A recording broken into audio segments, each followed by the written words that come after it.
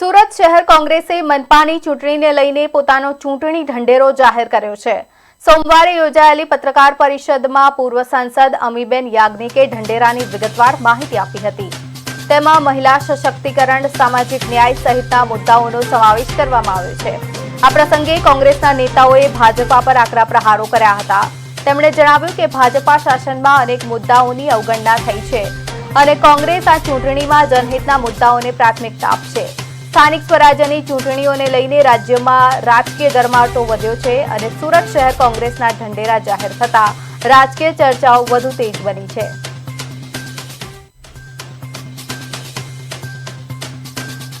તમે રોડની હાલત જુઓ, બોગસ વચનો આપે મેટ્રોના અને બલબલા। આજે તમે રોડની હાલત જુઓ, માત્ર ટીપી સ્કીમમાં નવી હદ વધારીને જમીનના ભ્રષ્ટાચાર સિવાય ભારતીય જનતા પાર્ટીએ કોઈ કાર્યવાહી કરી નથી। ને એનું પરિણામ છે કે તમામ કાઉન્સિલરો અને સાંસદ ને વિધાયકોની પ્રોપર્ટી 40 વર્ષ પહેલાં જોઈ લો ને આજની તારીખે જોઈ લો। ભાજપનું 500 કરોડની પ્રોપર્ટીને ફિક્સ ડિપોઝિટ જોઈ લો। બિલ્ડિંગ જ ભાજપની ઓફિસનું સેવાભાવી બિલ્ડિંગ છે।